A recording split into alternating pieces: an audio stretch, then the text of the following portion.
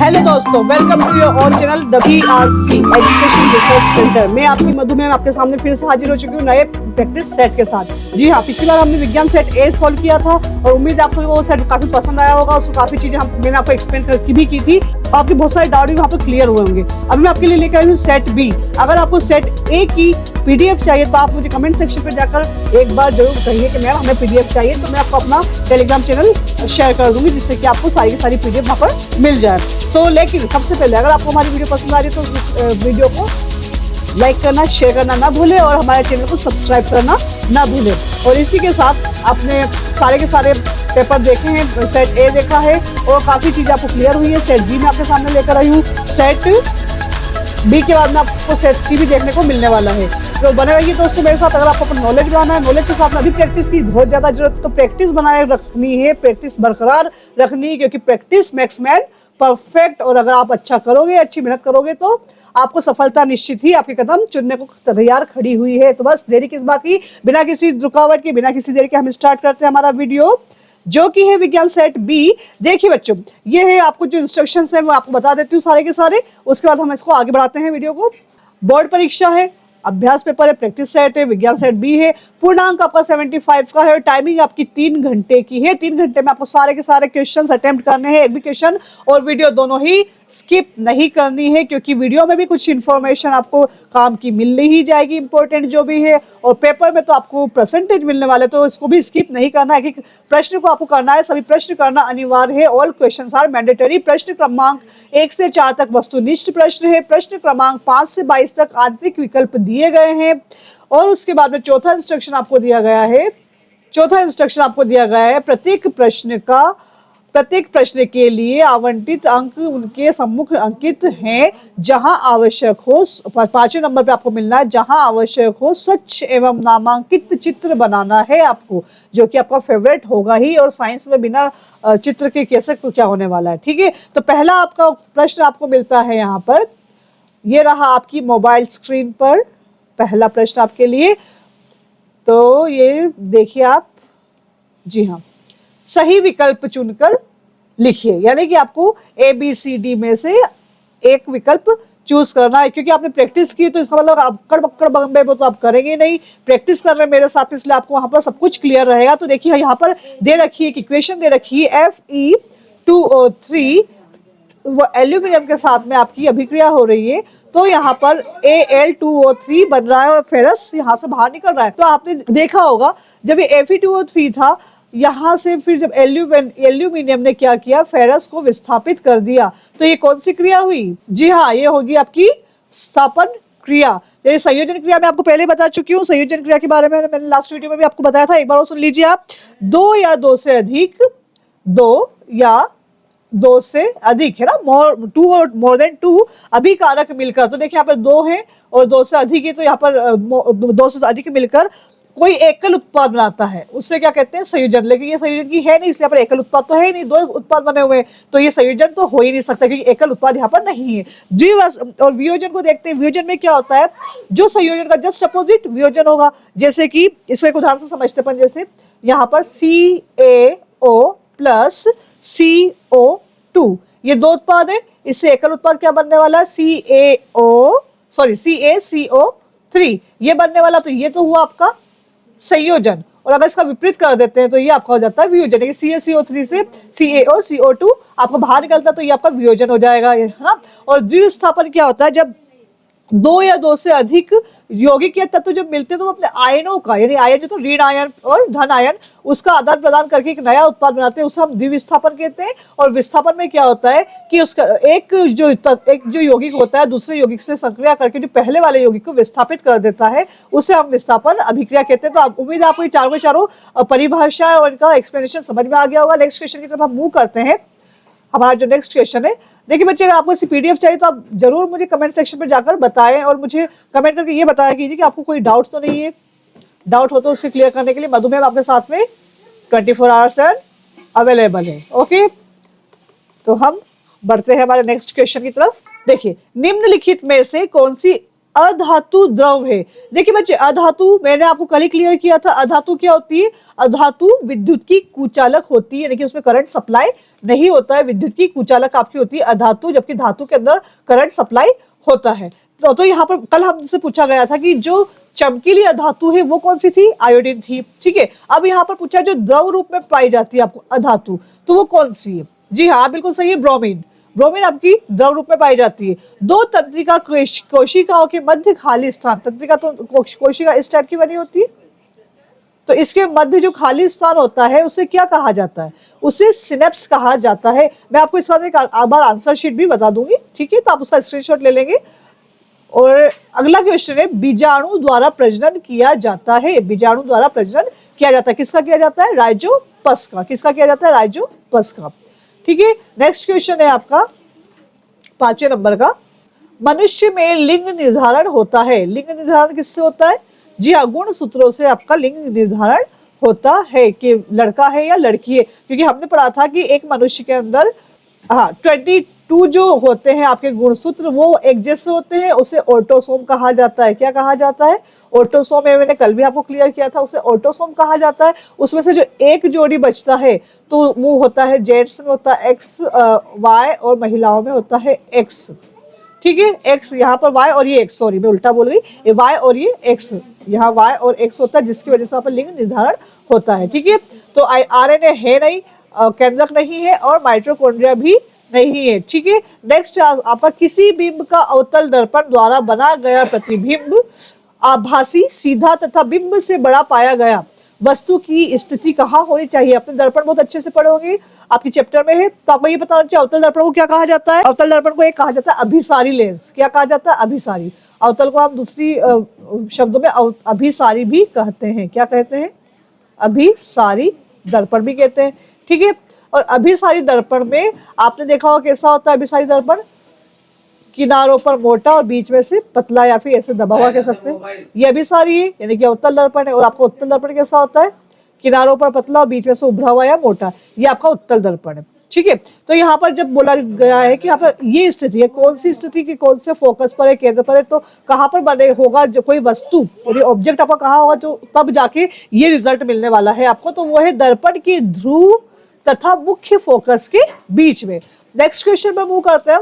दीर्घ दृष्टि दोष दूर करने में उपयोग किया जाने वाला लेंस कौन सा है? दीर्घ दृष्टि दोष को दूर करने के लिए उपयोग किया जाने वाला, जो दूर की नजर कमजोर होती है उसमें कौन सा होता है? उत्तल लेंस। अच्छा, दीर्घ दृष्टि दोष में क्या होता है? दूर की नजर होती है क्या? आप मुझे कमेंट करके जरूर बताएं। अगला है प्रतिरोध का मानक। क्या होता है? प्रतिरोध का मानक होता है आपका, जी हाँ, ओम। क्या होता है? ओम। अगला है, अब देखिए आप इसी क्वेश्चन, इसके आंसर देख ले एक बार। ठीक है, पहला विस्थापन, दूसरा ब्रोमीन, तीसरा सिनेप्स, चौथा राइजोपस, पांचवा गुणसूत्र द्वारा और छठा दर्पण के ध्रुव तथा मुख्य फोकस के बीच में, और छठा है, सातवां है आपका उत्तल लेंस और आठवां है ओम। अब उसके नेक्स्ट क्वेश्चन पर मूव करते हैं हम। निम्नलिखित की जोड़ी बनाई, यानी कि मैच द फॉलोइंग। तो मैच द फॉलोइंग, देखिए सभी धातुएं क्या होगी? सारी अधातुएं। अगर अधातुएं पूछा जा रहा तो विद्युत की कुचालक होगी, लेकिन सभी धातुएं क्या होगी? विद्युत की चालक होगी। तो हम इसको मैच कर ले ऐसे। ठीक है, अपन बच्चों जैसे मैच करते हैं, अपन ऐसे बड़े जैसे डी वगैरह नहीं लिखते, हम बच्चे हम वैसे लिखेंगे। नहीं तो आप चाहें तो आप डी लिख सकते हैं आगे। वृक्क की इकाई क्या है? वृक्क की इकाई नेफ्रॉन संरचना, हम सबने पढ़ी ना, वृक्क की इकाई है नेफ्रॉन संरचना, ये वाला। अगला है परिधि तंत्रिका तंत्र। क्या होती है? कपाल तंत्रिका तंत्र तथा मेरु रज्जु। अगला है आपका पर परागण। क्या होता है पर परागण? ये आपका क्वेश्चन आगे भी आने वाला है आपको। पर परागण, ठीक है, किसके द्वारा होता है पर परागण? कीटों के द्वारा। यानी कि एक बीज को उठाकर कीट दूसरी जगह पर ले जाते हैं, जिसकी वजह से नया पौधा विकसित हो जाता है उस जगह से दूर, तो उसे पर परागण कहा जाता है। डीएनए क्या है आपका? आनुवंशिक पदार्थ है। डीएनए से आपकी आनुवंशिकता का जांच होता है ना।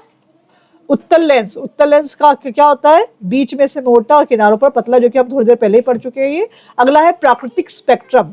प्राकृतिक स्पेक्ट्रम क्या है आपका? बताइए। हाँ जी, प्राकृतिक स्पेक्ट्रम में आपको इंद्रधनुषी रंग दिखते हैं ना, वो। और विद्युत चुंबकीय प्रेरण, फेराडे का नियम है विद्युत चुंबकीय प्रेरण का। तो देख लीजिए आप, इसको मैच कर लेते हैं एक बार। ये देखिए सारे आंसर आपके सामने है, आपकी स्क्रीन के ऊपर। ठीक है, स्क्रीनशॉट ले सकते हैं आप जब तक हम नेक्स्ट क्वेश्चन पर मूव करते हैं। अगला है रिक्त स्थानों की पूर्ति कीजिए। तो रिक्त स्थानों की पूर्ति हमें करना है, तो हम रिक्त स्थान की पूर्ति करते हैं। वे अभिक्रिया जिनमें उत्पाद के निर्माण के साथ साथ ऊष्मा भी उत्पन्न होती है, उसे क्या कहा जाता है बताइए आप। मैंने कल ही आपको ऊष्माशेषी ऊष्माक्षेपी दोनों के बारे में बताया था। तो ऊष्माशोषी में क्या था, ऊष्मा का शोषण होता है, लेकिन यहाँ पर ऊष्मा भी उत्पन्न हो रही है, यानी कि हमें दिख रही है ऊष्मा भी उत्पन्न हो रही है। तो इसका मतलब ये कौन सी होगी, ऊष्माक्षेपी। कौन सी होगी, ऊष्माक्षेपी, ऊष्माक्षेपी। ठीक है, ऊष्माक्षेपी, यहाँ साइड में लिख देती हूँ। ऊष्माक्षेपी अभिक्रिया जो होती है उसमें ऊष्मा आपकी उत्पन्न होती है, जबकि ऊष्माशोषी में ऊष्मा का शोषण हो जाता है। अधात्विक ऑक्साइड प्राय होते हैं, अधात्विक ऑक्साइड प्राय अम्लीय होते हैं। क्या होते हैं, ये ध्यान रखने वाली बात है। जो अधात्विक ऑक्साइड होते हैं कैसे होते हैं, अम्लीय। मनुष्य में जनन किससे होता है, लिंग के द्वारा, लिंग के द्वारा जनन होता है मनुष्य में। आप मुझे कमेंट सेक्शन में जाकर बताएं कि मनुष्य में गुणसूत्रों की संख्या कितनी पाई जाती है और कुल गुणसूत्रों की संख्या कितनी पाई जाती है। मैंने कल आपको बताया है, तो आप मुझे कमेंट सेक्शन में जाकर जरूर उसका रिप्लाई करेंगे। वाहनों के पीछे दृश्य को देखने के लिए दर्पण का आवर्धन 1 से क्या होता है, कम होता है। क्या होता है, कम होता है। विद्युत विभव का एसआई मात्रक क्या होता है, विद्युत विभव का एसआई मात्रक, जी हाँ, वोल्ट। क्या होता है, वोल्ट।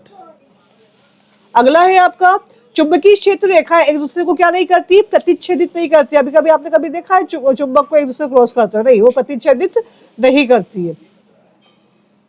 ठीक है, अगला एक पोषण स्तर से दूसरे पोषण स्तर के लिए ऊर्जा का स्थानांतरण क्या कहलाता है, सॉरी, स्थानांतरण कितने प्रतिशत होता है, एक पोषण से दूसरे पोषण पर 10%। कितना होता है, 10%।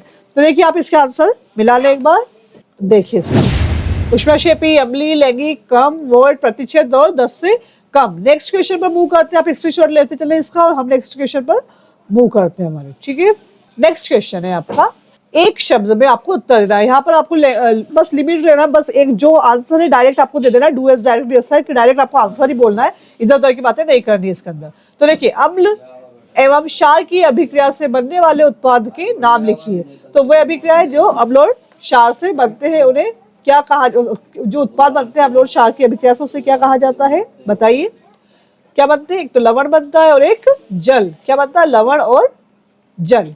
अगला है आपका, किस धातु को छोड़कर अन्य सभी धातुएं कमरे के तापमान पर ठोस अवस्था में पाई जाती है। तो आपको अच्छे से पता होगा, एक धातु होती है आपकी पारा। क्या होती है, पारा। जी हाँ, जो पारा होता है वो आपने हमेशा लिक्विड फॉर्म में देखा होगा। तो वो आपके रूम टेम्परेचर पर भी क्या होता है, लिक्विड फॉर्म पर ही होता है। जो कि आपने जब फीवर चेक करने के लिए थर्मामीटर का यूज होता है, उसमें क्या भरा होता है, पारा ही होता है ना, लिक्विड फॉर्म में ऊपर ही चढ़ जाता है वो। तो वो आपके रूम टेम्परेचर पर भी लिक्विड फॉर्म में ही पाया जाता है। वसा के पाचन के लिए कौन सा एंजाइम उत्तरदायी होता है, तो वसा के पाचन के लिए आपको पता है लाइपेज। कौन सा, लाइपेज। अगला है, किस हार्मोन की कमी से मधुमेह रोग होता है। कल ही हमने इसके बारे में पढ़ा था, इंसुलिन। कल हमने ये पढ़ा था कि आपकी शर्करा का, डायबिटीज के मरीज को इंसुलिन का इंजेक्शन क्यों दिया जाता है, ताकि उसके शरीर में शर्करा को संतुलित रखा जा सके। पराग कोश से पराग कणों का वार्तिक अग्र तक पहुंचने की घटना को क्या कहा जाता है। अभी हमने ऑप्शनल में पढ़ा है परागण। क्या कहा जाता है, परागण। यानी कि आपके पराग कोश से पराग कणों का वार्तिक अग्र तक पहुंचना क्या कहलाता है, आपका परागण कहलाता है। अगला है दर्पण सूत्र, आपको बता रहे हैं 1/f। दर्पण सूत्र सभी को पता है आपको, 1/f is equal to 1/u plus 1/v। ये आपका होता है दर्पण सूत्र। नेक्स्ट क्वेश्चन है, विभवांतर विद्युत धारा और प्रतिरोध। पहली बात तो विभवांतर को हम रिप्रेजेंट करते हैं v से, v इज इक्वल टू विद्युत धारा को हम I से रिप्रेजेंट करते हैं और प्रतिरोध को हम R से रिप्रेजेंट करते हैं, यानी कि I into R is equal to विभवांतर। नेक्स्ट क्वेश्चन पर मूव करते हैं हम। अब आप पहले इसका आंसर देख लें एक बार, आपके आंसर है आपकी स्क्रीन पर। ठीक है, आप स्क्रीनशॉट ले लें। नेक्स्ट क्वेश्चन पर मूव करते हैं हम हमारे। Here is our next question on your phone screen. संयोजन अभिक्रियाओं को उदाहरण सहित समझाना है। किसे समझाना है आपको, संयोजन अभिक्रियाओं को उदाहरण सहित समझाना है।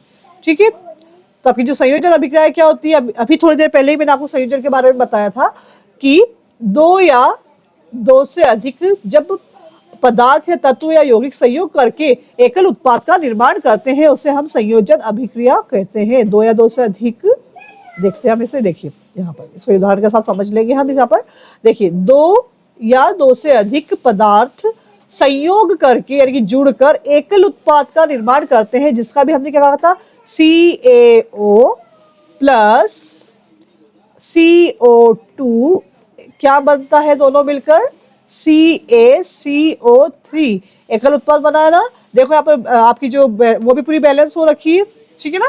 CaCO3 ये आपका बन गया संयोजन का एक उदाहरण हो गया ये, ठीक है। नेक्स्ट क्वेश्चन है, इसके ऑप्शन में मिलने वाला है आपको।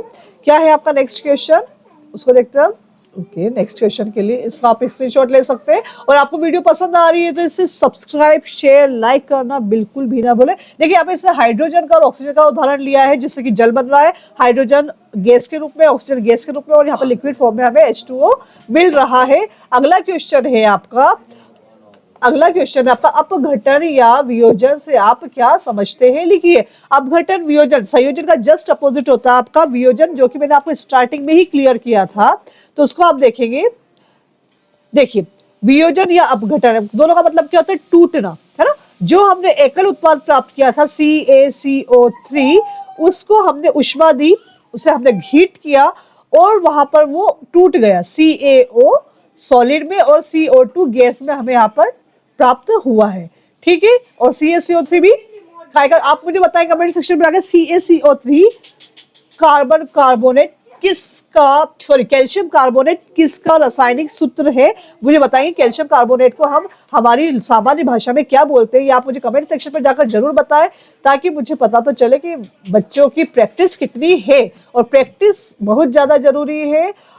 आपको अभी भी कोई भी डाउट हो तो आप मुझे बेझिझक बोलिए, क्योंकि अभी टाइम है डाउट क्लियर करने का। क्योंकि फिर ऐसा ना हो कि एग्जाम टाइम पर आप ये कहें कि मधु मैम की हम शायद पहले पढ़ लेते, तो हमें ये सारी चीजें बहुत अच्छे से क्लियर होती, फिर हम कहते अब पछतावा हो गया जब चिड़िया चुग गई खेत। तो हमें पछताना ही नहीं है, खेत सामने है, चिड़िया को भगा दो, ये सारे डाउट भगा दो और हमारे सॉल्यूशन को पूरा के पूरा निसंदेह होके हम उसको क्लियर रखें अपने दिमाग में। अगला क्वेश्चन है आपका, भर्जन किसे कहते हैं। भर्जन का मतलब क्या होता है, आप बताएंगी। भर्जन क्या होता है, एक अयस्क होते हैं, सल्फाइड के अयस्क होते हैं। सल्फाइड अयस्क का मतलब जानते हैं आप, खनिज जो होता है उसके अंदर अशुद्धि होती है, उसे हम अयस्क कहते हैं, है ना। खनिज के अंदर जो अशुद्धि पाई जाती है उसे अयस्क कहते हैं, और उनका शुद्धिकरण काफी कम कीमत पर अच्छे से आसानी से हो जाता है, तो उससे हमें खनिज प्राप्त हो जाता है। तो सल्फाइड अयस्क को वायु की उपस्थिति में अधिक ताप पर गर्म करने पर, यानी उसको हाई टेम्परेचर करने पर यह ऑक्साइड में परिवर्तित हो जाता है। इस प्रक्रिया को ही भर्जन कहा जाता है। यानी सल्फाइड अयस्क को, ये सल्फाइड अयस्क है आपका, सल्फाइड अयस्क है आपका, इस पे क्या किया आपने, टेम्परेचर हाई किया है, टेम्परेचर हाई किया है। अब देखो ये ऊपर जा रहा है कि हाई है, इसको इस तरह से आप याद कर सकते हैं।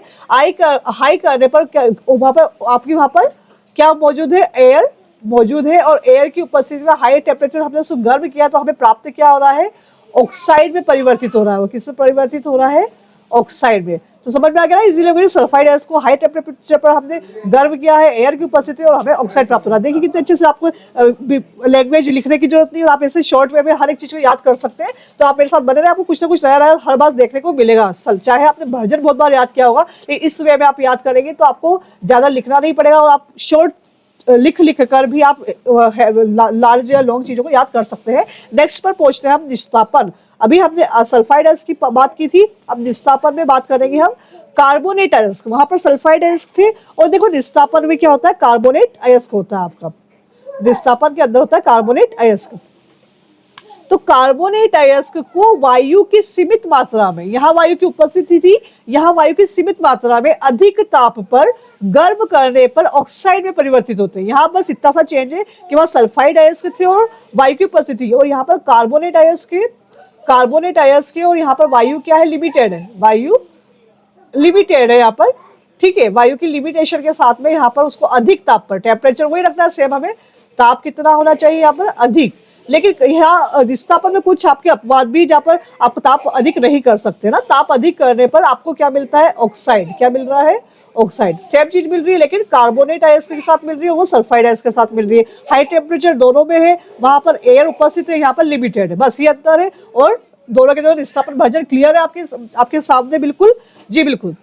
अगर नेक्स्ट क्वेश्चन पर मूव करते हैं, नेक्स्ट क्वेश्चन है आपका, समवायता किसे कहा जाता है। देखो समवायता दो प्रकार की होती है ना, तो पहले हम समवायता को क्लियर करते हैं। समवायता में क्या होता है कि किसी भी, एक सेकेंड, हाँ, कोई भी आपका जब एक ही अणुसूत्र वाला दो या दो से अधिक कार्बनिक यौगिक जिसके साथ कार्बन लगी हुई है इस टाइप से, चाहे वो ऐसी हो चाहे वो ऐसे हो, है ना, तो कोई भी कार्बनिक यौगिक, चारों तरफ हाइड्रोजन लगी होती है, इसे हम कार्बनिक यौगिक कहते हैं ना, इसे हम क्या कहते हैं, कार्बनिक यौगिक कहते हैं। तो ये कार्बनिक यौगिक, इसका अणुसूत्र क्या होता है, जैसे कि CH4, ये अणुसूत्र है ना, किसका, ये मेथेन का है। तो ये अणुसूत्र जो होते हैं, तो दो या दो से अधिक कार्बनिक यौगिक प्रदर्शित किए जाते हैं, जिससे अणुसूत्र तो एक होते हैं लेकिन उनकी संरचनाएं अलग अलग हो जाती है ना। और जैसे संरचना चेंज करोगे आप, उससे गुण भी चेंज हो जाते हैं ना। तो जैसे देखिए यहाँ पर अणुसूत्र है C2H6 है, कार्बन के कितने अणु है, यहाँ पर 2 अणु है, हाइड्रोजन कितने हैं, 6 है, और ऑक्सीजन का 1 है। अब यहाँ पर देखो कार्बन CH3 मेथड में हो गया ये, नहीं सॉरी, CH3 CH2OH, तो यहाँ पर C2H5 हो गया, और C2H5 होते से क्या हो जाता है, ये एथेन हो जाता है एथेन। C2H5 होते से क्या हो जाता है, एथेन। लेकिन अब यहाँ पर प्रकृतिक समूह क्या हो गया, OH निकल गया। OH क्या होता है, एक LD एल्कोहल होता है ना, एल्कोहल कल ही बताया था मैंने, प्रकृतिक समूह 5 बताया था आपको, जिसमें OH एक एल्कोहल होता है। जहां एल्कोहल आपका साथ में जुड़ जाता है, वहां पर इसको एथिल एल्कोहल कहा जा सकता है। क्या कहा जा सकता है, एथिल एल्कोहल। अगला है, देखो यहाँ पर भी देखो कार्बन के 2 ही अणु है ना, CH3 और यहाँ पर दोनों मेथेन बन गए, और साथ में O से ये यहाँ पर इन्होंने क्या किया है, O से ये ऑक्सीजन के साथ में यहाँ पर ऑक्सीजन अलग निकाली गई है, तो ये बन गया आपका डाईमेथिल, 2 बार मेथिल है, ईथर, डाईमेथिल ईथर। ठीक है, अभी क्लियर है आपको, इनकी अणुसूत्र सेम है लेकिन इनकी संरचनाएं अलग अलग है। तो इसी वजह से इनके क्या हो गए, इनके गुण भी चेंज हो गए, इनकी जो खासियत थी उनके गुण भी अब यहाँ पर, गुण धर्म भी यहाँ पर चेंज हो चुके हैं। दैट्स व्हाई ये समवायता है। नेक्स्ट क्वेश्चन पर मूव करते हैं हम। अगर वीडियो पसंद आ रही है तो लाइक करते जाएं और मुझे कमेंट सेक्शन पर जाकर बताते जाएं कि मैम आप और किस सब्जेक्ट की वीडियो देखना चाहते हैं पहले, क्योंकि अभी इंग्लिश की लेकर आ चुकी हूँ मैं आपके सामने, अब साइंस की है। साइंस के बाद आप मुझे बताया कमेंट सेक्शन पर जाकर कि आपको नेक्स्ट वीडियो काय का चाहिए, मैथ का, SST का, काय का चाहिए। ठीक है, आपकी नेक्स्ट है यहाँ पर क्वेश्चन, संरचनात्मक समवायता। जब किसी कार्बनिक यौगिक का अणुसूत्र एक होते हुए भी उसकी संरचना विभिन्न रूपों से होती है, तो इसे समवायता, संरचनात्मक समवायता कहलाती है। ठीक है ना, अणुसूत्र सेम है लेकिन इनकी क्या अलग अलग है, संरचनाएं अलग अलग है। ठीक है, अगले क्वेश्चन पर मूव करते हैं हम। स्क्रीनशॉट लेते जाए, आपको कुछ जो भी दिक्कत है, परेशानी है, और अगर आपको PDF चाहिए तो PDF के लिए भी आप मुझे कमेंट सेक्शन में जाकर बोलते जाएं। और हाँ, वीडियो को लाइक जरूर करते जाए, मुझे बार बार बोलना पड़ रहा ना, अच्छा नहीं लग रहा। मैं ठीक है, मैं एक बार भी नहीं बोलूंगा, आपकी मर्जी से आप लाइक कीजिए, अगर आपको अच्छा लगता है तो। मैं अब एंड में आपसे लाइक करने के लिए बोलूंगी, ठीक है। और अभी नहीं तो आपके एग्जाम रिजल्ट के बाद मुझे जरूर बताइएगा कि मैम हमारा रिजल्ट अच्छा रहा है, ठीक है। अगला है स्वपोषी पोषण किससे कहा जाता है। देखिए कल भी हमने इसके बारे में पढ़ा था। स्वपोषी पोषण के लिए आपको जो अनुकूल आपकी स्थितियां परिस्थितियां होनी चाहिए वो क्या होनी चाहिए। तो स्वपोषी में हमने देखा था वहां पर कार्बन डाइऑक्साइड, जल, सोलर एनर्जी यानी सौर ऊर्जा, है ना, और प्रकाश संश्लेषण की क्रिया में ये सब चीजें आवश्यक होती है। तो इसका मतलब ये समझ में आता है कि स्वपोषी पोषण क्या होता है कि यहाँ पर खुद से खाना बनाना पड़ता है पेड़ पौधों को, उसे हम स्वपोषी पोषण कहते हैं। तो देखिए स्वपोषी पोषण में जीव बाहर से कार्बन डाइऑक्साइड एवं जल ग्रहण करके क्लोरोफिल और सूर्य प्रकाश की उपस्थिति में प्रकाश संश्लेषण की क्रिया द्वारा अपना भोजन बनाते हैं। इसे स्वपोषी पोषण कहते हैं। ठीक है, प्रकाश संश्लेषण हमने बचपन से पढ़ा हुआ आ रहा है ना। तो यहाँ पर प्रकाश संश्लेषण की क्रिया होती है खुद के लिए खाना बनाना। लेकिन विषमपोषी पोषण में क्या होता है, खाना प्रत्यक्ष या अप्रत्यक्ष रूप से वो डिपेंड होते हैं स्वपोषी के ऊपर। ठीक है, जो स्वपोषी खाना बनाते हैं वो डायरेक्ट इतने आलसी होते हैं, खुद जाके खा लेते हैं, तो ये विषमपोषी होता है। लेकिन विषमपोषी पोषण जीव प्रत्यक्ष या अप्रत्यक्ष रूप से स्वपोषी भोजन जीवों द्वारा निर्मित भोजन को ग्रहण करते हैं। इसे कहते हैं विषमपोषी पोषण। नेक्स्ट क्वेश्चन में मूव करते हैं। स्वपोषी पोषण के लिए आवश्यक परिस्थिति हमने कल ही पढ़ी थी। कार्बन डाइऑक्साइड की उपलब्धता चाहिए, CO2 चाहिए ना, बिल्कुल CO2 चाहिए, तो वो CO2 हम देते हैं उन्हें। जल की व्यवस्था पूरी चाहिए, सौर ऊर्जा चाहिए, और क्लोरोफिल की उपलब्धता भी यहाँ पर होना जरूरी है। और उसके उत्पाद स्वरूप हमें क्या मिलता है, ग्लूकोज और ऑक्सीजन। कमेंट सेक्शन पर जाकर बताएं ग्लूकोज का सूत्र क्या होता है, जल्दी से मुझे बताएं रासायनिक सूत्र ग्लूकोज का। अगला क्वेश्चन है आपका लैंगिक जनन। लैंगिक जनन क्या होता है, ठीक है। देखिए नर जनन कोशिका एवं मादा जनन कोशिका के सहयोग से होने वाले जनन को लैंगिक जनन कहा जाता है। ठीक है, अगला है यहाँ पर अलैंगिक जनन जीवों में जनन की वह प्रक्रिया जिसमें युग्मकों का निर्माण नहीं होता है। जनन जैव के अलैंगिक भागों के द्वारा होता है, उसे अलैंगिक जनन कहा जाता है। जैसे विखंडन, मुकुलन, पुनरुद्भवन। ये पुनरुद्भवन किसमें पाया जाता है आपको पता है ना? जी हाँ, ये पुनरुद्भवन की जो प्रक्रिया होती है वो आपकी छिपकली के अंदर पाई जाती है। किसमें पाई जाती है? छिपकली में, कि उनके अंग टूट जाते हैं वापस से चिपक जाते हैं, उसे कहते हैं हम पुनरुद्भवन। ठीक है। मेंडल ने अपने प्रयोग के लिए मटर के पौधे का चयन ही क्यों किया था? बताइए, ऐसी क्या खासियत थी जो किसी और पौधे पे भी तो कर सकता था, लेकिन उसने क्या किया? मटर के पौधे का। क्यों? क्योंकि मटर का पौधा उभयलिंगी होता है। उभयलिंगी क्या होता है? जिसमें नर और मादा दोनों के ही लक्षण होते हैं, उसे हम उभयलिंगी कहते हैं। स्वपरागित होता है, खुद से परागित हो जाता है, आसानी से उगने वाला है, वार्षिक पौधा है और पूरे साल आती है मटर, जिसका जीवन काल भी बहुत कम होता है। That's why he experiment on the मटर, है ना। अगला है, इनमें आसानी से कृत्रिम परागण भी किया जा सकता है। दो चीजें बता दी कि उभयलिंगी होता है, दूसरा स्वपरागित होता है, तीसरा पूरे साल उगने वाला होता है और इसका जीवन काल बहुत कम होता है। और क्या है? ये कृत्रिम परागण किया, इसका आसानी से कृत्रिम परागण भी किया जा सकता है। नेक्स्ट क्वेश्चन में मूव करते हैं। अभी तक आपको कोई दिक्कत तो नहीं आ रही है ना? अगर आ रही हो तो मुझे कमेंट सेक्शन में जाकर जरूर बता दें आप। अगले क्वेश्चन में, इसका जो 8वां में जो था 10th वाला आपका क्वेश्चन है, वो क्या था? मेंडल का आपको स्वतंत्र अपव्यूहन का नियम बताना है। देखिए, इस नियम के अनुसार क्या होता है? जीवों के लक्षण एक दूसरे को प्रभावित किए बिना स्वतंत्र रूप से युग्मकों या संतान में जाते हैं। अतः उन लक्षणों का पृथक्करण स्वतंत्र रूप से है, अर्थात एक लक्षण की वंशागति दूसरे लक्षण को प्रभावित नहीं करती है। इस प्रवृत्ति को स्वतंत्र अपव्यूहन एवं इस नियम को स्वतंत्र अपव्यूहन का नियम कहा जाता है। यानी कि एक दूसरे को प्रभावित नहीं करते, लेकिन उन जीवों के अंदर जो संतान होती है उसको जब उनके लक्षण पूरे के पूरे मिलते हैं, उसे कहा जाता है स्वतंत्र अपव्यूहन का सिद्धांत। अगला है आपका, अगला क्वेश्चन है आपका क्वेश्चन नंबर 11। इस क्वेश्चन को हम एक बार देख लेते हैं। क्वेश्चन नंबर 11 को देखिए, कोई डॉक्टर प्लस 1.5 डी से क्या बताया? कल बताया था आपको डायप्टर। क्षमता का संशोधक लेंस निर्धारित करता है। लेंस की फोकस दूरी ज्ञात कीजिए। लेंस की क्या ज्ञात करनी है? फोकस दूरी। और फोकस दूरी का सूत्र क्या होता है? यहाँ पर देखेंगे हम जी, आपके सामने है फोकस दूरी। ये रहा आपका सब कुछ यहाँ पर। ये आप अकॉर्डिंग टू फॉर्मूला आप सेट कर लेंगे हर एक चीज को यहाँ पर, और आपका आंसर आपके सामने आ जाएगा। ठीक है, ये अभिष्ट दूरी है और फोकस दूरी। ठीक है, अब इसको हम थोड़ा सा ऊपर लेकर जाते हैं। नेक्स्ट क्वेश्चन इसका 8वां में है आपका। एक आपका फोकस दूरी का हो गया, दूसरा आपका क्या पूछा जा रहा है यहाँ पर? ठीक है, दूसरा आपसे पूछा जा रहा है, उस लेंस की फोकस दूरी ज्ञात कीजिए जिसकी क्षमता -2.0 डायप्टर है। तो देखिए, अब ये दूसरे वाले का है आपके सामने। देखिए, पहले वाला हो गया, दूसरा वाला ये है आपके सामने। ठीक है, इसे आप देख लीजिए, क्योंकि यहाँ समझाने लायक कुछ भी नहीं, सिर्फ आपको फॉर्मूला है, उसके अंदर हर एक चीज को सेट करना है। और फिर अगर आपको डिटेल में चाहिए इसके बारे में तो आप मुझे कमेंट सेक्शन पर जाकर बताएं। ठीक है, अगला है आपका अपवर्तनांक। अपवर्तनांक क्या होता है?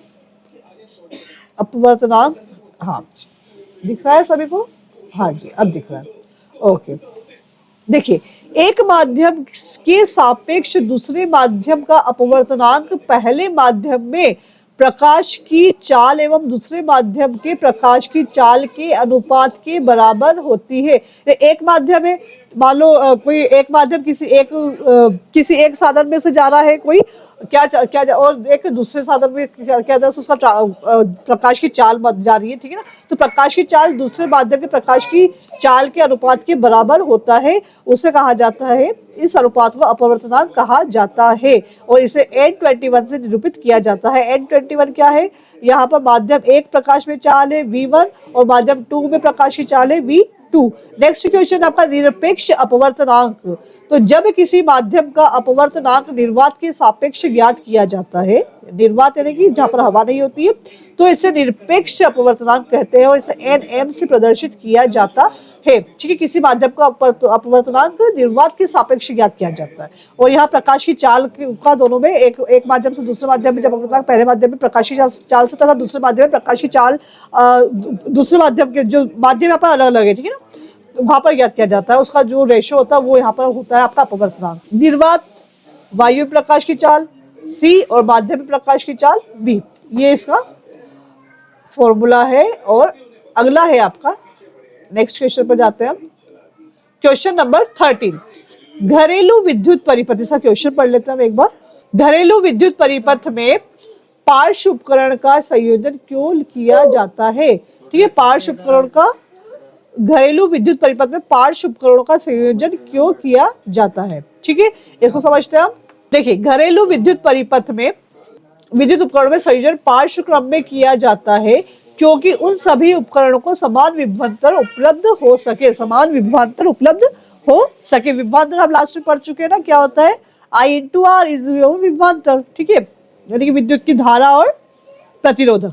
अगला है आपका, इसका अथवा में क्वेश्चन था आपका, फ्यूज वायर किस प्रकार विद्युत उपकरणों को नष्ट होने से बचाता है? तो सीधी सी बात है, होता ना, जिससे वोल्टेज कम ज्यादा होते तो हम क्या कहते हैं, फ्यूज उड़ गया, फ्यूज उड़ गया। लेकिन एक्चुअल में क्या होता है, जितना भी उसका हाई टेम्परेचर होता है ना, वो हाई टेम्परेचर किसके ऊपर आ जाता है? तार के ऊपर आता है। वो तार उसको उस हाई टेम्परेचर की वजह से वो तार पूरा गल जाता है, तो दूसरा शॉर्ट सर्किट होने से बच जाता है, हमारे सामान बच जाते हैं और वो फ्यूज उड़ जाता है। देखिए, जब भी विद्युत परिपथ में किसी निर्दिष्ट मान से अधिक मान की विद्युत धारा प्रवाहित की जाती है ना, उसकी एक लिमिट होती है, लिमिट से ज्यादा अगर वोल्टेज तेज हो जाता है तो क्या होता है, तो फ्यूज वायर में ऊष्मा उत्पन्न होने के कारण उसका ताप बढ़ जाता है और फ्यूज वायर पिघल जाता है, जिससे परिपथ टूट जाता है और उपकरण नष्ट होने से बच जाते हैं। जब परिपथ ही टूट गया तो करंट सप्लाई होना नहीं और सारे के सारे उपकरण फॉल्ट होने से बच जाते हैं। ये अच्छी बात है। अगला है आपका क्वेश्चन नंबर 14, चुंबकीय क्षेत्र के पास लाने पर दिक् सूचक की सुई विक्षेपित क्यों हो जाती है? ठीक है, यहाँ पर बताया जा रहा है कि जो आपकी दिक् सूचक की जो क्या होता है, चुंबक होता है, चुंबक को एक दूसरे पास में लेकर जाते हैं तो क्यों विक्षेपित हो जाती है? दिक् सूचक भी एक छोटा चुंबक है। दो चुंबकों के ध्रुवों के मध्य आकर्षण एवं प्रतिकर्षण के बल कार्य करते हैं। हम जानते हैं ना, सेम वाले जो होते हैं आपके वहां पर ध्रुव, वो एक दूसरे को विकर्षित करते हैं, प्रतिकर्षित करते हैं, और जो अपोजिट होते हैं वो नॉर्थ टू नॉर्थ आपस में क्या करते हैं, एक दूसरे को प्रतिकर्षण देते हैं, जबकि आकर्षण कब होता है? नॉर्थ टू साउथ में। तो फलस्वरूप दिक् सूचक की सुई चुंबक के निकट लाने पर विक्षेपित हो जाती है। तो यहाँ पर कौन सा नियम लागू हो रहा है? ध्रुवों का, चुंबक के ध्रुवों के मध्य आकर्षण और प्रतिकर्षण का जो बल होता है वो यहाँ पर लागू हो रहा है। इसी वजह से यहाँ पर क्या होता है, चुंबक के निकट लाने पर वो विक्षेपित हो जाते हैं। विक्षेपित हो रहे हैं यानी कि यहाँ पर सेम उनके ध्रुव मैच होते हैं, इस वजह से वो विक्षेपित हो जाते हैं। नेक्स्ट क्वेश्चन पर मूव करते हैं हम। 14 का यहाँ पर ऑप्शन में है आपका, दो चुंबकीय क्षेत्र, इसका क्वेश्चन देख लें आप पहले। दो चुंबकीय क्षेत्र रेखाएं एक दूसरे को प्रतिच्छेदित क्यों नहीं करती है? देखिए, पहले क्या पूछा गया था हमसे, दिक् सूचक में वो एक दूसरे को विक्षेपित क्यों करती है। अब यहाँ पूछा जा रहा है प्रतिच्छेदित क्यों नहीं करती। प्रतिच्छेदित का आपको पहले ही बता चुकी हूँ ना, प्रतिच्छेदित का मतलब पहले मैंने आपको बता दिया था कि प्रतिच्छेदित का मतलब क्या होता है, एक दूसरे को काटना, छेद मतलब बीच में आप एक दूसरे पर काटती नहीं है, उसको प्रतिच्छेदन कहा जाता है। तो यहाँ पर है दो चुंबकीय क्षेत्र रेखाएं, दो चुंबकीय क्षेत्र रेखाएं एक दूसरे को प्रतिच्छेदित नहीं करती, क्योंकि अगर यह परस्पर प्रतिच्छेद करेगी तो प्रतिच्छेद बिंदु पर क्षेत्र की तीव्रता की दो दिशाएं होंगी जो असंभव है। ठीक है, यहाँ पर क्या वजह, प्रतिच्छेद बिंदु पर क्या होगा, क्षेत्र की तीव्रता की दो दिशाएं हो जाएगी जो कि असंभव है ना। अगला क्वेश्चन है आपका, दिष्ट धारा के 3 स्रोतों के नाम बताने हैं आपको। दिष्ट धारा के 3 स्रोत कौन कौन से हैं? तो यहाँ देखेंगे आप, एक तो है दिष्ट धारा जनित्र, दूसरा है रासायनिक विद्युत सेल। रासायनिक विद्युत सेल तो आप सभी जानते हैं ना, जो आपके यहाँ पर घड़ी बड़े में लाते हैं वो, और सौर विद्युत सेल। ये दिष्ट धारा के जनित्र है, वह 3 के स्रोत है, दिष्ट धारा जनित्र, रासायनिक विद्युत सेल और सोलर विद्युत सेल। अगला है क्वेश्चन आपका कि कुछ ऐसी युक्तियों के नाम लिखिए जिनमें, कुछ ऐसी युक्तियों के नाम लिखिए जिनमें विद्युत मोटर उपयोग किया जाता है। कुछ ऐसी युक्तियां जिसमें क्या होता है, विद्युत मोटर का यूज होता है। तो कौन कौन सी है वो, यहाँ देखेंगे आप। विद्युत मोटर को प्रयुक्त करने वाली युक्तियां है विद्युत पंखे, विद्युत मिक्सर। देखो, विद्युत मोटर तो सब में जहां पर भी मोटर लगती है उसकी बात है। विद्युत पंखे, विद्युत मिक्सर, रेफ्रिजरेटर, विद्युत वॉशिंग मशीन, कंप्यूटर, आप जो भी विद्युत से चलने वाली चीजें जिसमें मोटर का यूज होता है, आप सबका यहाँ पर बता सकते हो युक्तियों के बारे में। ये काफी इजी है, आप इसे बता सकते हैं। अगला है क्वेश्चन नंबर 16 आपके सामने। क्वेश्चन नंबर 16 है आपका, ओजोन परत क्या है? आप सभी जानते हैं ना ओजोन परत क्या है। ओजोन परत क्या है तथा यह किस प्रकार अपक्षयित हो रही है? ओजोन परत के आप पता ना, ओजोन परत क्या करती है, जो सूर्य की किरणें यहाँ पर पराबैंगनी किरणें आती है ऊपर आकाश से, उसको रोकती है। यहाँ पर सूर्य से आने वाली पराबैंगनी किरणों को रोका जाता है, वही ओजोन परत का काम होता है। लेकिन हम कहते हैं कि ओजोन परत में क्या हो चुका है, छेद हो गया है उसके अंदर। अब ओजोन परत में गड्ढे हो गए, छेद हो गए, क्यों हो गए वो तो देखना है। हमारे वायुमंडल में समुद्र सतह से समुद्र की जो सतह है से 20 से 80 किलोमीटर तक की ओजोन की एक मोटी परत पाई जाती है ना, जिससे ओजोन परत कहा जाता है। ओजोन परत क्लोरोफ्लोरोकार्बन जैसे प्रदूषकों की उपस्थिति के कारण अपक्षयित हो रही है।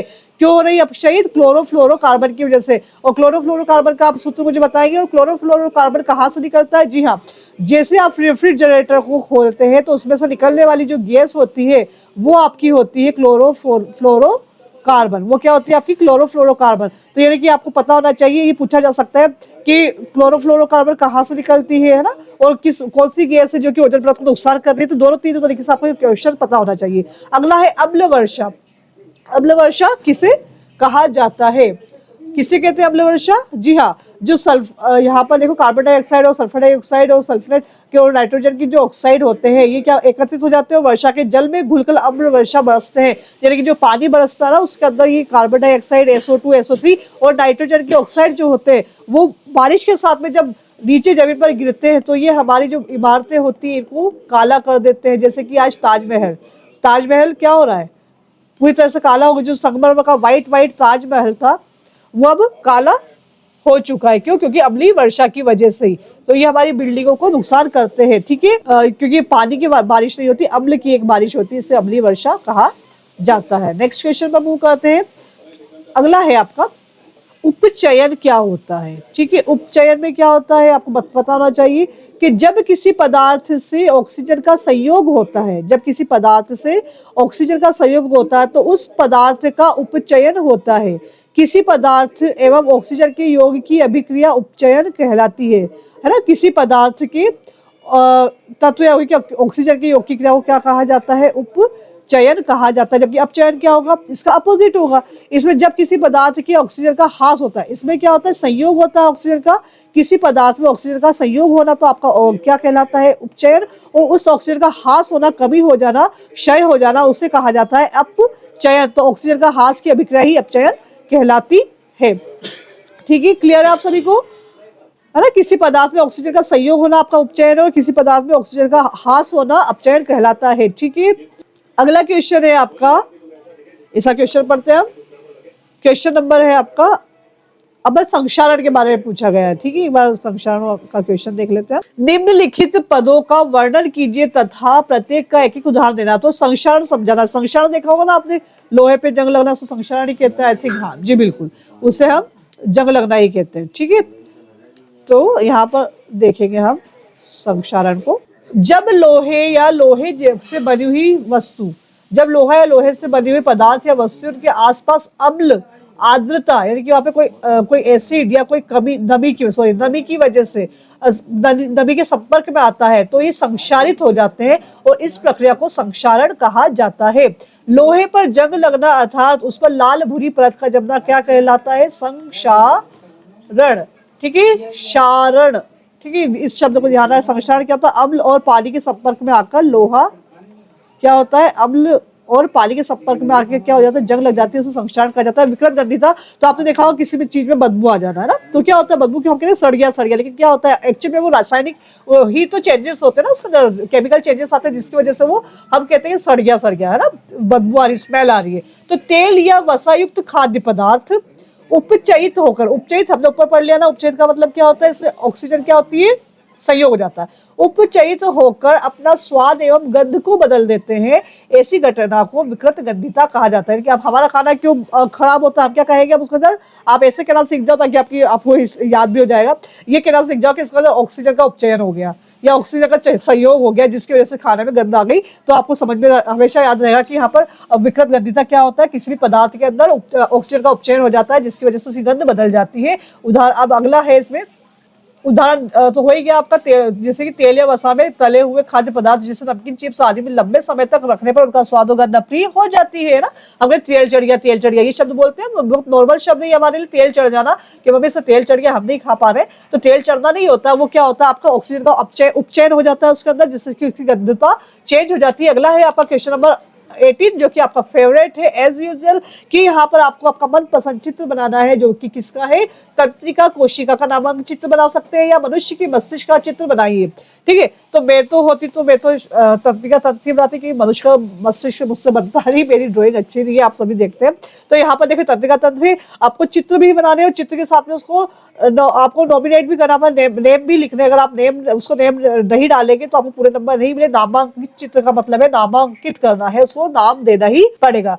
नेक्स्ट चित्र जो हमारा है, आप किसका बना रहे हैं, यहाँ पर मैंने दोनों ही लगा दिए हैं आपके लिए, ब्रेन वाला भी और तंत्रिका तंत्र वाला भी। ठीक है, तो आप जो आपको अच्छा लगता है, जो आपको समझ में आता है, आप देख लीजिए और बना लीजिएगा। प्रैक्टिस कीजिएगा, प्रैक्टिस से ही बनेगा। और डेफिनेटली कुछ ना कुछ क्या आपके बहुत सारे क्वेश्चन इसमें से बैठने वाले हैं, तो बिल्कुल हल्के में आपको नहीं लेना है, वीडियो को बहुत ध्यान से पढ़िएगा और इससे आपको आइडिया भी लग जाएगा किस टाइप के क्वेश्चंस आने वाले हैं। मानव नेत्र का नामांकित चित्र आप बना सकते हैं, ये बना लीजिएगा। ठीक है, अगला है आपका, इसका अथवा में ही दे रखा है, क्या है इसका अथवा में आपके सामने, कि जब श्वेत प्रकाश की किरणें प्रिज्म से गुजरती है तो उनका वर्णक्रम क्या होता है। इसका क्वेश्चन पढ़ लेता हूं एक बार।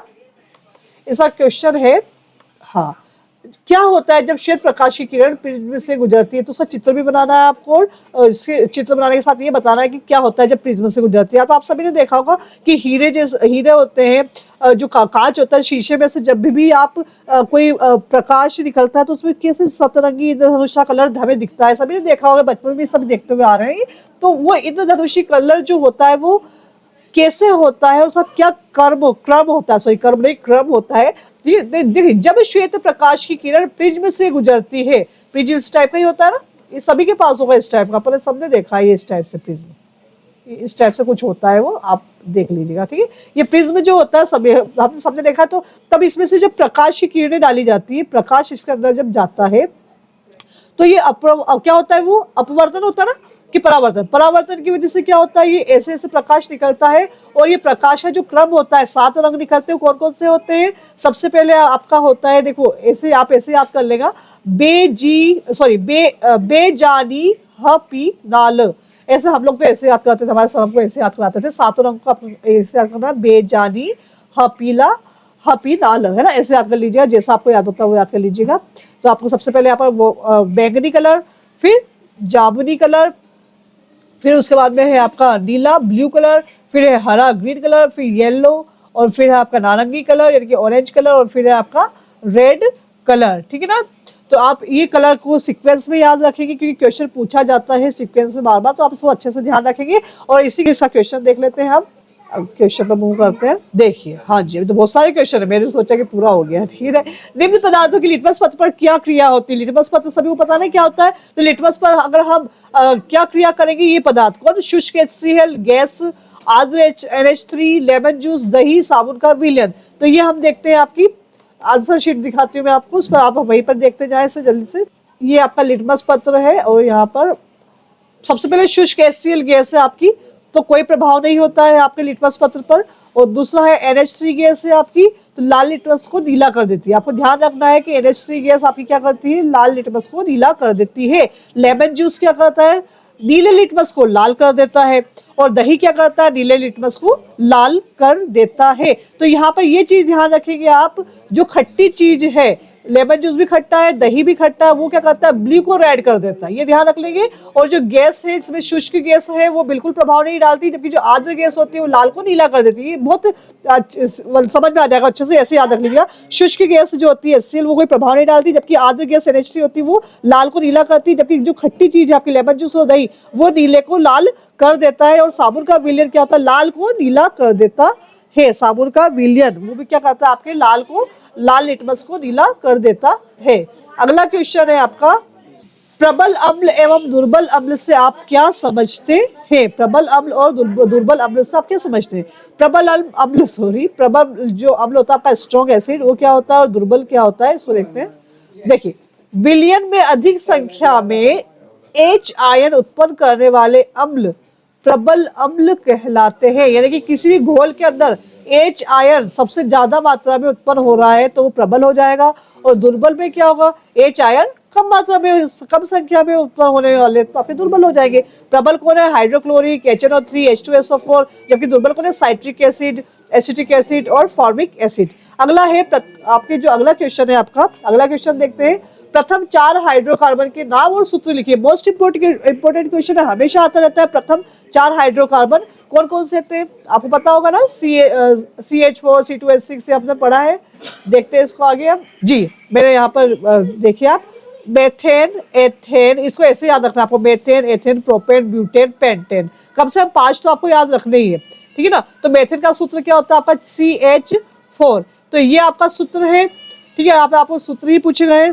हाँ जी, मेथेन, एथेन, प्रोपेन और ब्यूटेन। तो पहला मेथेन है CH4, इसका कार्बन कितना है? 1 है और हाइड्रोजन उसके चारों तरफ है। दूसरा एथेन C2H6 और उसके बाद में C3। प्रोपेन में क्या होगा? कार्बन की संख्या C3H8 और उसके बाद में है आपका ब्यूटेन यानी कि कार्बन की संख्या 4, C4H10, ठीक है। तो हम देखो अब यहाँ पर इसका क्या बनाते हैं, इसकी संरचना बता देते हैं आपको सामने। इसकी संरचना देखेंगे हम, CH4, तो ये आपका मेथेन हो गया। क्या हो गया? ये जहां पर भी आपको ये दिख रहे हैं, यहाँ पर ये श्रृंखला है आपकी, उसमें हाइड्रोजन ही आने वाला है। दूसरा C2 है, तो ये C2 ऐसे कर देंगे, जितने C होते हैं उसको आप ऐसे ऐड करके उस आसपास HH लगा देंगे। ये देखिए, ये 3 H और ये H हो गया ना। अगला है C3, 1, 2 और 3, यहाँ पर सब पर आप HH लगा देंगे। अगला है C4, 1, 2, 3 और 4, ठीक है। यहाँ पर हाइड्रोजन आप श्रृंखला लगा देंगे और ये आपका बन जाएगा सारा का सारा संरचना। ये है आपका सूत्र और ये है आपकी संरचना। तो कम से कम 5 तक तो आपको याद रखना ही है, मेथेन, एथेन, प्रोपेन, ब्यूटेन और पेंटेन। कम से कम 5 आपको याद रखना है और ये हमेशा पूछे जाने वाले क्वेश्चन है जो आपके सामने आ रहे हैं। तो आपके सामने जो भी क्वेश्चन आ रहा है ना, वो कंटिन्यू रिपीट हो रहे एग्जाम में, वही क्वेश्चन आपके सामने है। तो इसे बिल्कुल हल्के में ना लें और स्किप ना करें और एक चीज को समझते हुए चले, ठीक है। नेक्स्ट क्वेश्चन पर जो अथवा में आने वाला है उस पर मूव करते हैं हम। हमारा नेक्स्ट क्वेश्चन क्या है? निम्नलिखित अभिक्रिया को उदाहरण सहित समझाना है। यानी कि हाइड्रोजनीकरण अभिक्रिया समझानी, ऑक्सीकरण अभिक्रिया समझानी, प्रतिस्थापन अभिक्रिया समझानी और साधुनीकरण अभिक्रिया आपको यहाँ पर समझानी है, ठीक है। तो इसको थोड़ा सा ऊपर कर देते हैं ताकि आपको क्वेश्चन पूरे दिख सके। अब उम्मीद सभी को सारे क्वेश्चन शो हो रहे होंगे। जी बिल्कुल, मुझे दिख रहे थे कि आपको भी दिख ही रहे होंगे। हाँ, तो पहला है आपका हाइड्रोजनीकरण अभिक्रिया। देखो, असंतृप्त हाइड्रोकार्बन निकिल उत्प्रेरक की उपस्थिति में हाइड्रोजन से संयुक्त होकर संतृप्त हाइड्रोकार्बन देते हैं। यह अभिक्रिया हाइड्रोजनीकरण अभिक्रिया कहलाती है। यानी कि असंतृप्त हाइड्रोकार्बन निकिल उत्प्रेरक की, असंतृप्त हाइड्रोकार्बन क्या होती है जी? आप मुझे जल्दी से कमेंट, आपको अगर नहीं पता है तो मुझे आप कमेंट सेक्शन में जाकर बताएं ताकि मैं आपको बताऊंगी असंतृप्त और संतृप्त हाइड्रोकार्बन क्या होती है। ऐसे बहुत इजी आपको सबको पता होगा। तो ये असंतृप्त हाइड्रोकार्बन है आपकी, निकिल की उपस्थिति में क्या किया इसने? एक संतृप्त हाइड्रोकार्बन बना दिया, यानी कि यहाँ पर, ठीक है। नेक्स्ट है ऑक्सीकरण अभिक्रिया। तो ऑक्सीकरण अभिक्रिया क्या है आपकी? देखिए, हाँ, हाइड्रोजनीकरण अभिक्रिया के असंतृप्त हाइड्रोकार्बन निकिल उत्प्रेरक की उपस्थिति में हाइड्रोजन से संयुक्त होकर संतृप्त हाइड्रोकार्बन बना देते हैं। यह अभिक्रिया हाइड्रोजनीकरण अभिक्रिया कहलाती है। अब संतृप्त का मतलब और असंतृप्त का मतलब क्या होता है? सीधी सी बात है, जब कार्बन के चारों तरफ हाइड्रोजन प्रॉपर है तो वो आपकी संतृप्त है। हाइड्रोजन के बॉन्ड वहां पर पूरे प्रॉपर नहीं तो असंतृप्त है ना। तो अब यहाँ पर देखो क्या किया है, निकल की उपस्थिति में एक और हाइड्रोजन के साथ में रिएक्शन हुआ है और यहाँ पर CH3 एक प्रॉपर हाइड्रोकार्बन बन गया, यानी संतृप्त हाइड्रोकार्बन बन गया है। इससे असंतृप्त और संतृप्त दोनों आपको समझ में आ गए होंगे। अगला है, यानी कि हमें असंतृप्त और संतृप्त हाइड्रोजन की उपस्थिति में निकल के साथ उत्प्रेरक के रूप में निकल को हम काम में कर ले लेते हैं और एक संतृप्त हाइड्रोकार्बन का निर्माण कर देते हैं। इसे संतृप्त कहा जाता है। अब है ऑक्सीकरण अभिक्रिया। तो देखिए, एथेनॉल क्षारीय के MnO4 की उपस्थिति में क्या होता है? KMnO4 का क्या कहा जाता है, मुझे जल्दी से बताएंगे। की उपस्थिति में गर्म करने पर ऑक्सीजन से अभिक्रिया करके एथेनोइक अम्ल से ऑक्सीकृत हो जाता है। यह अभिक्रिया ऑक्सीकरण की अभिक्रिया कहलाती है, ठीक है ना। यानी कि एथेनॉल जो है आपका एथेनॉल है। एथेनॉल आपको मैंने लास्ट वीडियो में बताया था कैसे आप एथेनॉल बनाते हैं, कैसे इस अल्कोहल को कैसे आप यूज करेंगे। वो जो है आपका प्रक्रियात्मक समूह है अल्कोहल, ये ठीक है। कीटोन वगैरह मैंने सब बताया आपको उसके अंदर, एथेनॉल क्षारीय KMnO4 की उपस्थिति में पोटेशियम परमैंगनेट की उपस्थिति में गर्म करने पर ऑक्सीजन से अभिक्रिया करके, तो देखिए यहाँ पर ये उपस्थित है और ऑक्सीजन से अभिक्रिया करके क्या बनता है, एथेनोइक अम्ल में ऑक्सीकृत हो जाते हैं। एथेनिक अम्ल का सूत्र है ना, ये हमने कल पढ़ा था, एथेनोइक वाला अम्ल का सूत्र है ये, तो ऑक्सीकृत हो जाता है, तो इससे क्या कहा जाता है, ऑक्सीकरण की अभिक्रिया कहा जाता है। एथेनॉल का KMnO4 की उपस्थिति में एथेनोइक अम्ल में परिवर्तन होना ही आपका ऑक्सीकरण अभिक्रिया कहलाता है। एक बार मेरे साथ रिपीट कर ले, अभी आपको याद हो जाएगा। एथेनॉल क्षारीय का KMnO4 की उपस्थिति में एथेनोइक अम्ल में चेंज हो जाना ही क्या कहलाता है, आपका ऑक्सीकरण अभिक्रिया कहलाती है। अगली है प्रतिस्थापन अभिक्रिया, जो कि मैं आपको पहले ही बता चुकी हूँ। प्रतिस्थापन सूर्य के प्रकाश की उपस्थिति में हाइड्रोकार्बन क्लोरीन से अभिक्रिया करके हाइड्रोजन के परमाणु को विस्थापित करके स्वयं उसके स्थान को ग्रहण कर लेती है। इस अभिक्रिया को प्रतिस्थापन या विस्थापन अभिक्रिया भी कहा जाता है। ठीक है, देखेंगे आप इसको, देखो यहाँ पर क्या रहा, सूर्य के प्रकाश में CH4 मेथेन है क्या, हाँ, तो उपस्थित में हाइड्रोकार्बन क्लोरीन से अभिक्रिया करके, क्लोरीन से अभिक्रिया करवा दिया, यहाँ पर क्लोरीन से अभिक्रिया करके क्या हो रहा है, यहाँ पे हाइड्रोजन के परमाणु को विस्थापित कर दिया। यहाँ से हाइड्रोजन का परमाणु विस्थापित करके स्वयं उसके स्थान पर आ गया है, हाइड्रोजन के स्थान पर स्वयं खुद आ चुका है, तो इसे प्रतिस्थापन अभिक्रिया कहा जाता है। ठीक है, आप इसका स्क्रीनशॉट ले लें। नेक्स्ट क्वेश्चन पर मूव करते हैं हम, साबुनीकरण अभिक्रिया। ठीक है, एस्टर सोडियम हाइड्रोक्लोराइड से अभिक्रिया करके सोडियम के कार्बनिक लवण बनाते हैं। क्या बनाते हैं, सोडियम के कार्बनिक लवण बनाते हैं। यह अभिक्रिया साबुनीकरण अभिक्रिया कहलाती है। कल मैंने बहुत अच्छे से आपको बताया था, ROOH करके मैंने आपको एक फॉर्मूला दिया था और कहा था साबुन के लिए क्या तो सोडियम का यूज करते हैं या फिर पोटेशियम का यूज करते हैं। ठीक है, तो वहां पर आप साबुन बनाते हैं, एक तो हार्ड साबुन बनता है आपका, हार्ड सोप, और एक सॉफ्ट सोप। हार्ड जो होता है वो कपड़े धोने का आता है, सॉफ्ट जो होता है, यानी कि अगर आप सोडियम के साथ अभिक्रिया करते हैं ये क्या होगा, सॉफ्ट बन जाएगा। पोटेशियम के साथ लेते हैं उस साबुन को तो वो हार्ड बन जाएगा। ठीक है ना, तो यहाँ पर देखिए CH3 COO C2H5 ये आपका साबुनीकरण है, ROOH का सूत्र है ये, प्लस NaOH, तो यहाँ पर बन जाएगा आपका CH3OONA याद कर लीजिएगा। तो यहाँ पर ये साबुनीकरण की जो अभिक्रिया है वही एस्टर सोडियम हाइड्रोक्लोराइड से अभिक्रिया करके सोडियम का कार्बनिक लवण बनाते हैं। यह अभिक्रिया साबुनीकरण कहलाती है। कल आप देख लीजिए, कल का वीडियो उसमें बिल्कुल क्लियर आपको ये बता रखा है मैंने। ठीक है, अगला है जाइलम और फ्लोएम में अंतर। ये वेरी मोस्ट इंपोर्टेंट क्वेश्चन, इसको हमेशा याद रखिएगा, हमेशा बार बार रिपीट होता है, जाइलम और फ्लोएम में अंतर। ठीक है, ये मेरे समय से आ रहा तो आपके समय में तो आना ही है। ठीक है, जाइलम जड़ों द्वारा अवशोषित जल एवं खनिजों को पत्तियों तक परिवहन करते हैं। क्या करते हैं, जड़ों द्वारा अवशोषित, जो जड़ अवशोषित करती है जल और खनिज को, जैसे हमने पौधे को पानी दिया तो जड़ में देते हैं ना लोग, तो जड़ से जो जल और खनिज को वो क्या करते हैं, पत्तियों तक पहुंचाने का काम जाइलम करते हैं। जबकि फ्लोएम क्या करते हैं, फ्लोएम पत्तियों द्वारा निर्मित खाद्य पदार्थों को वृक्ष के विभिन्न भागों तक परिवहन करते हैं। पत्तियां क्या बनाती है, खाना बनाती है, तो पत्तियों द्वारा निर्मित खाद्य पदार्थों को वृक्ष के विभिन्न भागों तक फ्लोएम पहुंचाते हैं, जबकि जड़ों से पत्तियों तक या टहनियों तक पहुंचाने का काम जाइलम करते हैं। जाइलम मृत उत्तक होते हैं जबकि फ्लोएम जीवित उत्तक होते हैं। इनमें संवहन जो जाइलम है उसमें संवहन नलिकाएं होती है, जबकि फ्लोएम में चालिनी नलिकाएं होती है। और जाइलम के अंदर भित्ति बहुत मोटी होती है जबकि फ्लोएम में भित्ति काफी कम होती है। नेक्स्ट क्वेश्चन पर मूव करते हैं। कोई इतना समझाने वाली बात नहीं, आपको सब समझ में आ गया होगा। ये अगला है आपका रक्त एवं लसिका में अंतर।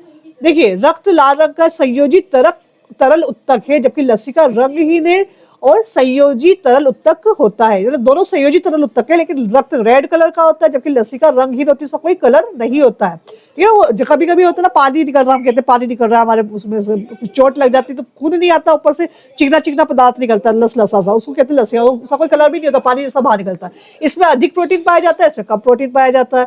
और लाल रक्त कणिकाएं होती है, रेड, इसमें तो लाल रक्त कणिका नहीं होती इसलिए वो लाल नहीं है। इसमें उत्सर्जित पदार्थ कम मात्रा में पाए जाते हैं जबकि इसमें उत्सर्जित पदार्थ अधिक मात्रा में पाया जाता है। तो उम्मीद है आपको ये वाला क्वेश्चन भी समझ में आ गया होगा। और इसी के साथ ये हमारा लास्ट क्वेश्चन था। जी हाँ, ये हमारा लास्ट क्वेश्चन था। इसके साथ हमारे वीडियो में आपको क्या क्या चीजें समझ में आई है मुझे कमेंट सेक्शन में बताइए। आपको पढ़ के कैसा लगा वो भी मुझे कमेंट सेक्शन में आकर बताइए। और इसके रिजल्ट मुझे जरूर बताइएगा कि आपने कितना कितना वहां पर एग्जाम में परसेंटेज ओरिएंट किया हो। उम्मीद आपको ये वीडियो पसंद आया होगा। और वीडियो पसंद आया तो अब मैंने आखिर में जरूर बोलूंगी इसको लाइक शेयर सब्सक्राइब करना ना भूलें, और जब तक के लिए मेहनत करते रहिए। कठिन परिश्रम करने वालों की कभी हार नहीं होती है, इसलिए मेहनत करने वालों की कभी हार नहीं होती है, और हमें मेहनत करते जाना है, आगे बढ़ते जाना है। जो बीत गया अब उसको, अब समय बस इतना है, जो जा चुका है उसके ऊपर नहीं सोचना, अब जो आपके सामने है उसको हासिल करने का समय है। तो जो बच्चे अब ये सोचे कि हम कैसे करेंगे, तो उनके लिए एक शॉर्ट तरीका है सामने आपके, तो बस मेहनत करते जाइए और आपका रिजल्ट आपको मिलने वाला है जल्दी से जल्दी।